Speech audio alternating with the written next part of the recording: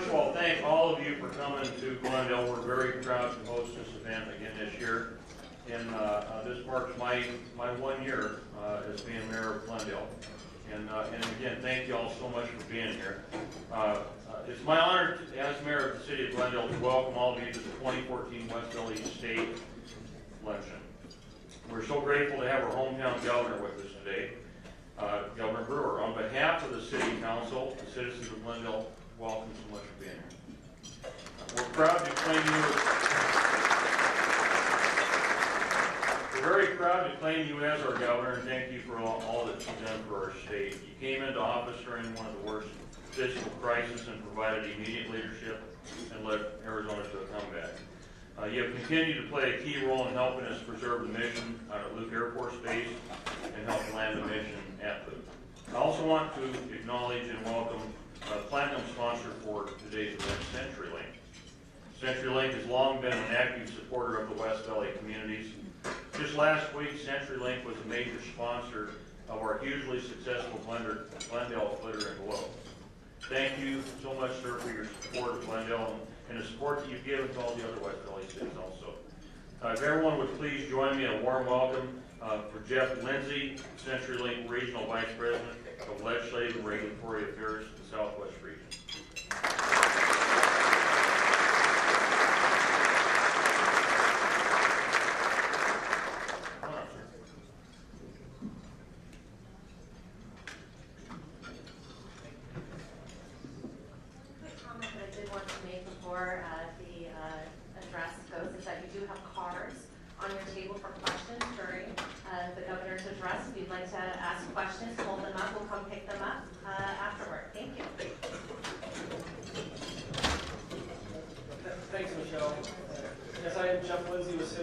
We are very happy to sponsor this event, and are very supportive of WESTMARC, its mission, and its activities. I am happy to have the honor to introduce Governor Brewer to you today. As the mayor said, she obviously came in to office in 2009 when the financial situation was not as it had been. Took immediate steps to bring Arizona back from the brink of economic collapse. Since then, she's worked diligently to fulfill the priorities most critical to the state of Arizona. She's positioned the state as one of the most business-friendly in the nation. And as governor of a state that's a gateway for illegal immigration, she's fought to secure our southern border and protect our citizens. She's implemented education reforms that will prepare our students to meet the challenging demands of employers and to compete globally. She's signed measures to shrink state government, reform our personnel system to mirror that of the private sector and attract business investment. She's conservative, compassionate, and consistent.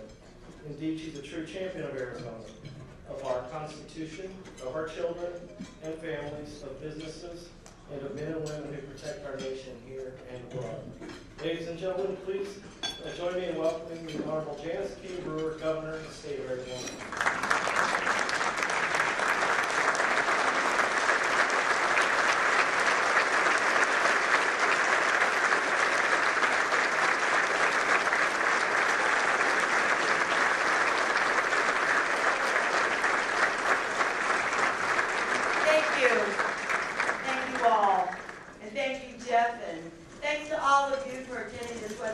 State of the state. Can you all hear me out there? Okay. It's absolutely great to be on my side of town with my friends at WESTMARC and the West Valley Chamber of Commerce Alliance. Thank you for hosting this annual event. I look forward to it every year. Well, as leaders, you have done a fabulous job advocating for our region for decades, and it's great to see the residents and contributing businesses here working together. As we rise out of these recessionary times, I know that the West Valley will continue as part of the Arizona comeback to lead in both quality jobs and economic growth. But as we look to the future, it's important to reflect and remember it's been a tough few years. When I first became governor, we faced the daunting task of navigating the state I love out of the bleakest recession in our history. and back onto the path of prosperity and opportunity. I recognize that overcoming this challenge would be difficult and painful. It would require honest leadership and tough decision-making. And then, of course, there are challenges we can never predict. Challenges that test our resolve. This past year, Arizona experienced one of the worst tragedies in our history as we lost 19 heroic firefighters at Yarnell Hill. That June day will forever be etched into our hearts. The brave 19 and their families forever in our prayers. Please stand and join me in a moment of silence to honor these fallen firefighters.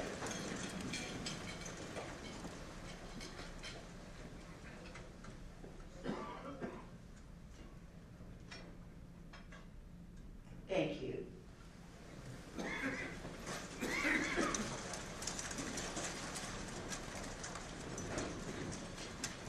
Today, I am proud of the progress we've made in the past 5 years to bring about the Arizona comeback. We steered Arizona out of a debilitating recession and implemented historic reforms and long-term structural improvements that secure Arizona's prosperity for generations to come. It's been a challenge, one I could not have fully managed without constant support and guidance from my family. I also appreciate the support from the people of Arizona, lawmakers, the business community, and countless others. Together, we have worked hard to guide Arizona out of the historic recession we inherited. As my hero, Ronald Reagan, said during his 1967 inaugural as governor of California, and I quote, "We will put our fiscal house in order, and as we do, we will build those things we need to make our state a better place in which to live. And we will enjoy them more, knowing we can afford them, and they are paid for."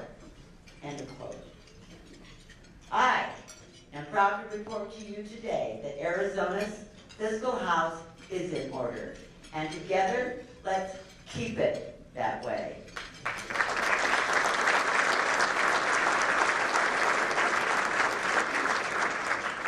We've come a long way in a short time. In 2009, Arizona's budget was irresponsibly drained.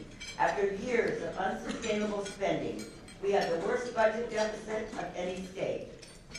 Today, we reined in government spending by consolidating, eliminating, and transforming our operations. In 2009, Arizona had a $3 billion deficit. Today, Arizona boasts a healthy state surplus and a replenished rainy day fund. Most impressively, we ended this past fiscal year with nearly $900 million in the bank. There is no doubt Arizona is back on track.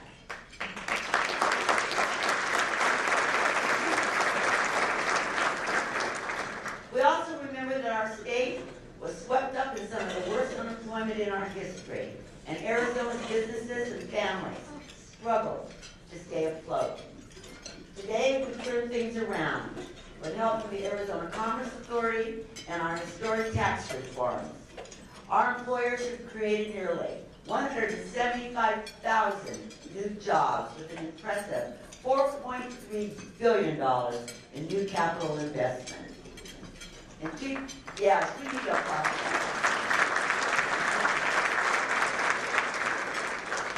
2009, Arizona was ranked amongst the worst states in antiquated business stifling tax policies. Today, we're amongst the best for attracting and helping our businesses grow and thrive. We lowered business property and equipment taxes, lowered corporate income taxes, and lowered capital gain taxes. We even simplified sales taxes from a confusing, multi-city, multi-layered process to a single collection and audit. Don't let anyone fool you. The tax and regulatory environment in our state matters. Businesses across the nation and the world are watching. Our message to job creators has been heard. Arizona is open for business.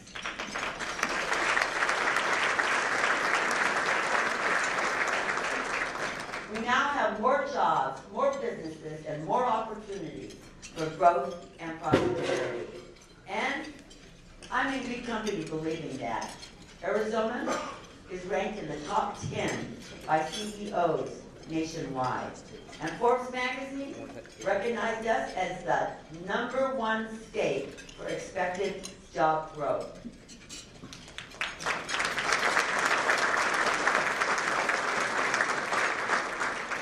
It's no surprise we've attracted and expanded major companies like Apple, GM, Intel, State Farm, and many, many more. And I'm confident more are on the way. Our focus on job creation continues to pay off. That's because we've listened to what businesses need and what attracts more of them to Arizona. We address the issues around uncompensated care and the hidden health care tax by, again, listening to the business community and honoring the will of the people. When the federal government shut down, we worked hard to reopen the Grand Canyon during a crucial time for our tourism industry.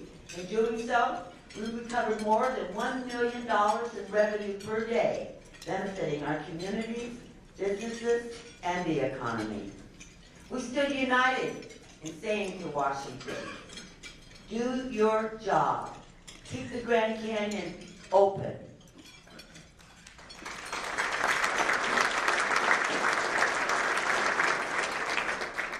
Government should never close that which God has created. Arizona's ability to deal with our own issues stands in sharp contrast to the federal government's inability to deal with their core responsibilities by securing our border, fixing immigration, and righting our national fiscal ship. On behalf of the people of Arizona, I say to the President and Congress, quit fighting and get to work for the American people.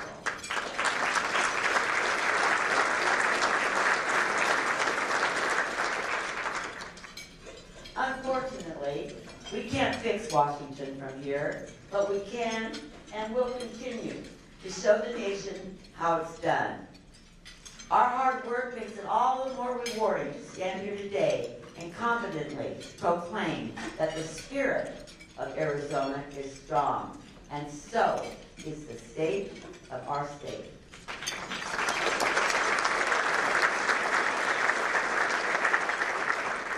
While some pundits and naysayers may try to brush aside such groundbreaking changes, we continue to lead with practical and principled initiatives that drive Arizona forward. We must keep Arizona competitive in our tax structure, our education system, and our limited government, all of which are essential to a thriving economy. It is also important that our policies continue to support small and medium-sized businesses, successful local businesses like Heckman's Family Farms and Wilhelm Automotive here in the West Valley.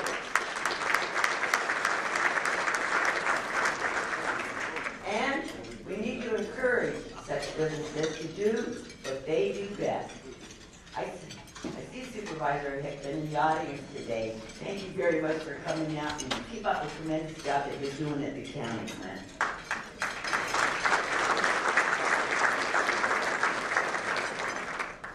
Certainly, improving Arizona's business climate has been a hallmark of these past 5 years.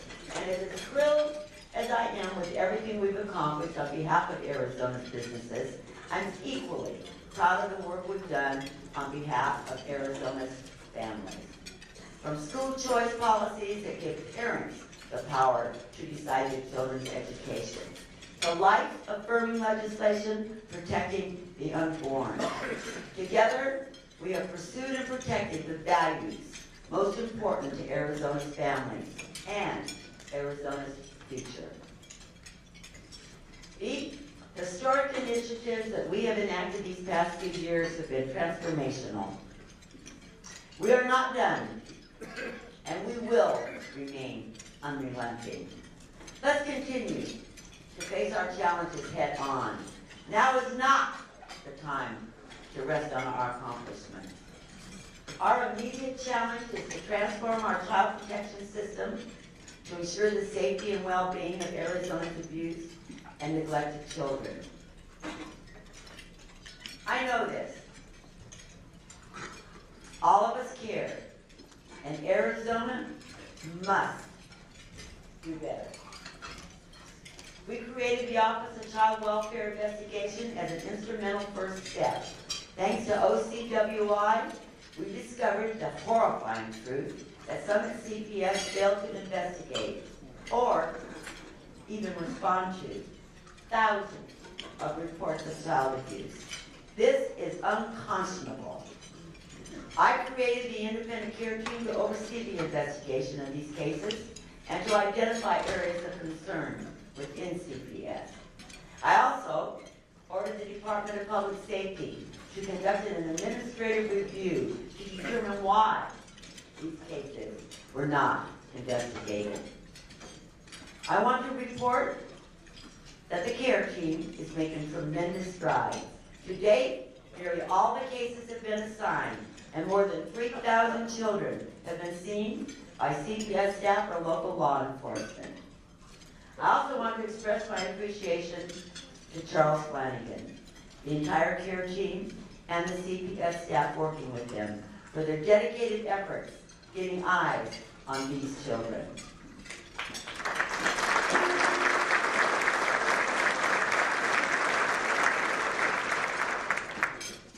But our job is far from over. It is evident that our child welfare system is broken, impeded by years of structural and operational failures. It breaks my heart, and it makes me angry. Enough with uninvestigated reports of abuse and neglect. Enough with the lack of transparency, and enough with the excuses.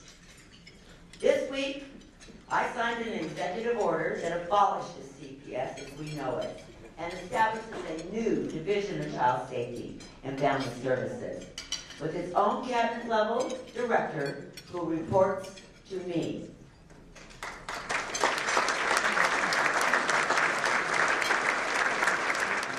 And I've asked Charles Flanagan to serve as the director. However, we need to go even further. The time has come to statutorily establish a separate agency that focuses exclusively on the safety and well-being of children and helping families in distress without jeopardizing child safety. I've called on the legislature to work with me to codify a new permanent agency. Child safety must be the priority and become embedded in the fabric of this new agency. It is our legal and moral duty. Another challenge that has confronted us for far too long and has been a cornerstone of my career is behavioral health. For more than 3 decades, Arizona has been forced to live under court direction because we failed our seriously mentally ill population. As governor, I insisted that we properly fund and fundamentally reform behavioral health into a holistic, community-based system. And I'm pleased that over the past 2 years, with good faith negotiations in the Arnold v. Sharpe litigation, this goal was accomplished. This win-win solution allows the seriously mentally ill to participate in society in a more meaningful way and to receive the service and care they require and deserve. We also introduced metrics to evaluate the system and hold it accountable. As a result of these historic reforms, I was proud to announce last week an agreement, subject to final court approval, that will end the Arnold v. Sharpe litigation while reaffirming Arizona's commitment to a community-based behavioral health care system.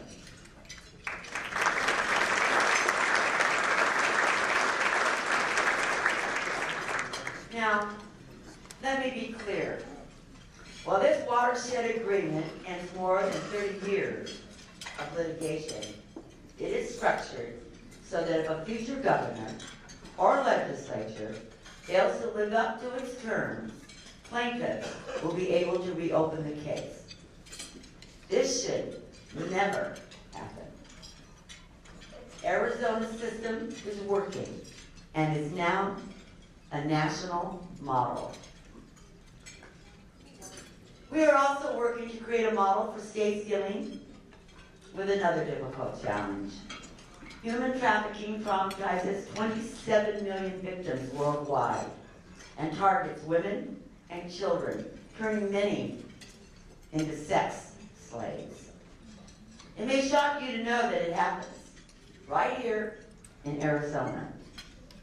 Last year, I established a human trafficking task force to address this problem, co-chaired by Cindy McCain and Gil Arancia. The task force recommended ways to better protect victims, to increase penalties for perpetrators, and to end these horrible crimes. I am asking legislators to strengthen Arizona's law, to give prosecutors and law enforcement more tools to combat this evil and better protect victims.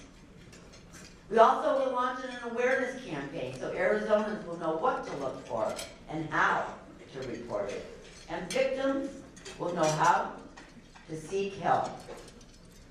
Further, I will create a human trafficking council to coordinate efforts statewide to address this crime. To all the victims of human trafficking out there, we have not forgotten you. Don't give up. Help is on the way. To the criminal traffickers, I say, your days are numbered.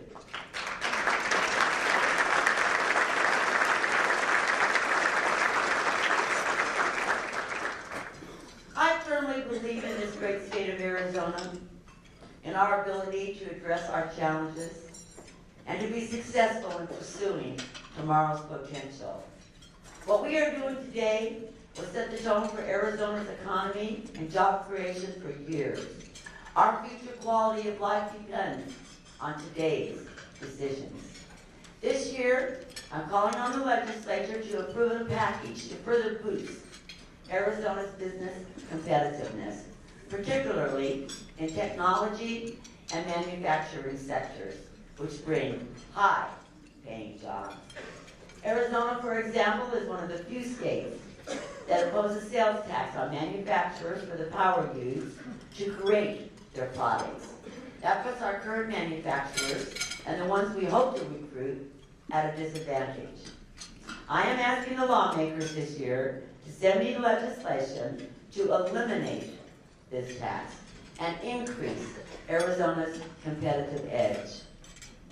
We recognize that manufacturing is more than just an industry. It's a mighty engine of healthy job creation. Arizona can be even more competitive. Let me give you an example. Recently I toured the Celgene plant right here in the West Valley, which makes a drug that treats several forms of cancer. This breakthrough life-saving drug is produced only in Arizona, and it was developed in Arizona thanks to a partnership with TGen, Scottsdale Healthcare, and others. It is this type of innovative, research-driven, and idea-to-market manufacturing system that ultimately produces good jobs and a healthy economy. To that end, it is imperative to have a stable, dedicated funding source for TGen to continue its valuable role as a catalyst in developing Arizona's bioscience industry. Let's help Arizona develop more pipelines of innovation, connecting quality research, a stellar workforce, and a competitive manufacturing from beginning to end. For Arizona to remain competitive on all fronts, we also cannot ignore transportation, water, and other infrastructure demands.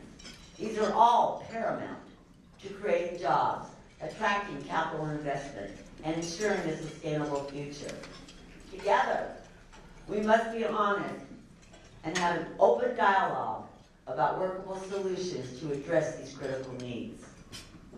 Of course, none of our progress toward economic prosperity will ultimately work if we do not improve our K-12 schools. By 2018, 3 out of 5 jobs in Arizona will require post-secondary training. Our students must be better prepared for the challenging and competitive world they will soon enter. That means we stop funding the status quo and instead reward innovation and measured outcomes and fund the results we want.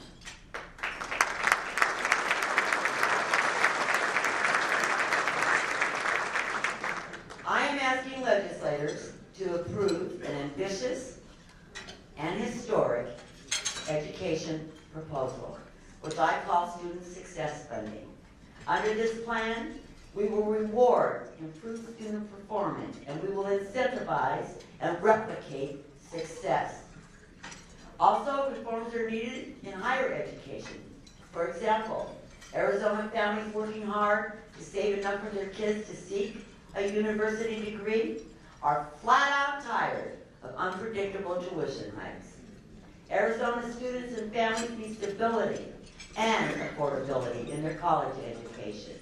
To ensure that these twin goals are met, I am asking our Arizona Board of Regents to develop a plan and adopt a policy that guarantees stable in-state tuition levels for the 4 years it should take a student to graduate. Students expect it, and Arizona's taxpaying parents deserve it.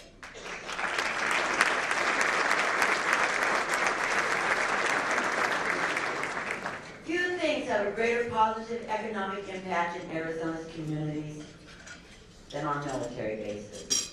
And you all know how important Luke Air Force Base in Glendale is to the West Valley economy. Together, Arizona bases contribute more than $9 billion to our economy annually, while safeguarding our great country. We are more prepared to help the military accomplish its diverse mission than nearly any other state. I remain committed to protecting and enhancing Arizona's military bases. That is why I will direct the Military Affairs Commission to develop a strategic plan for sustaining their missions. We must be ready to protect Arizona's military installations if the federal government moves to close or realign more bases. This year, I'm calling on the legislature to renew support for the Military Installation Fund. That money will be used specifically to mitigate property encroachment and preserve military land use projects without throwing that financial burden on private property owners. Protecting our military is good for Arizona and good for America.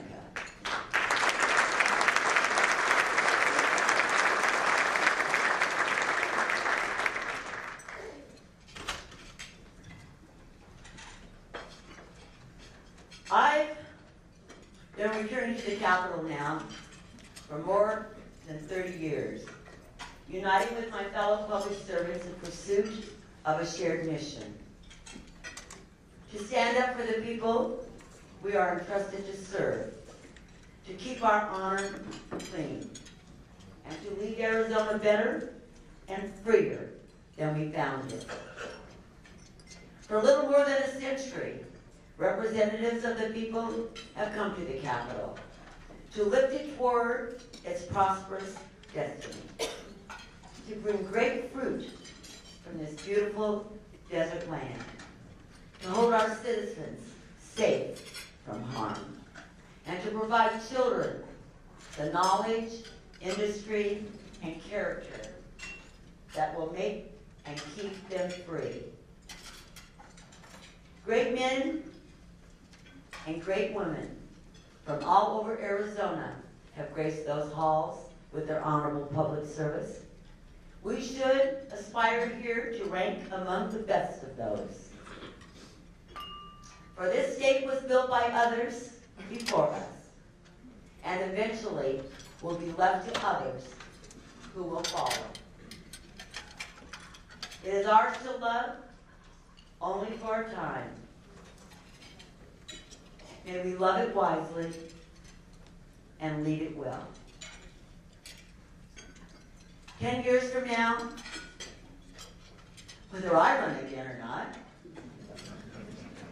I will be working in my garden and will look back with pride.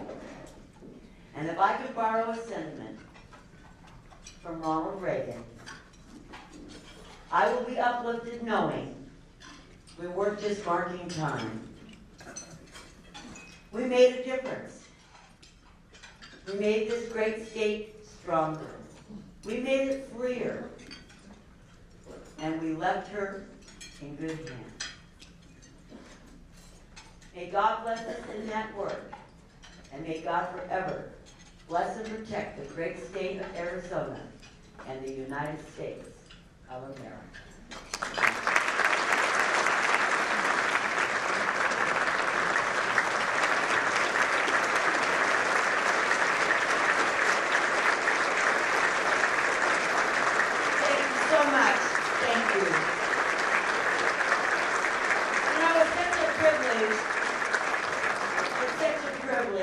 And such an honor to stand up here in front of this, please sit down, and to look out across this audience and see so many people that I've known for so many years in my hometown here of Glendale, that it just gives me great pride to see that you're all still around. I don't get to see a lot of you, but as I was sitting and delivering my remarks, it was just, it was very, very pleasurable. I just wanted to share that with you, that just something to your heart when you see your friends out there that you've known for so long. So keep up the good work. And I understand Michelle announced, as I was over there talking, that we're going to take some questions.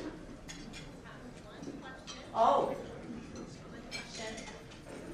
And that is, regardless of whether you decide to run again or not, what would you like your legacy to be? Oh. You know, I get asked that question every now and then. Everybody wants to know what you want your legacy to be. I think I would like my legacy to be that I inherited I inherited the worst budget deficit in the history of the state. Times were bad and tough, and that when I left, Arizona had a balanced budget, it had money back in the rainy day fund, that we had implemented reforms that we thought that we might not be able to get done, but tax reform, personnel reform, education reform, behavioral health reform, the list goes on. And that Arizona today is far better off than what we could have anticipated, and that it was because of the honesty and the policies that I was able to work with the legislature on, and that we were able to get done to make this the greatest state in our country to live in. I think that's what I would like my legacy to be.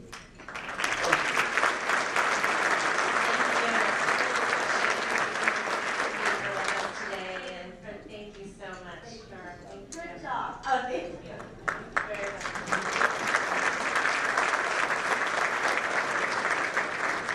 Thanks again, Governor, for being here with us today. And I wanted to thank all of you as well. Thank you to our sponsors again for making this event possible, and thank you so much for all attending today. Thank you, and have a great day.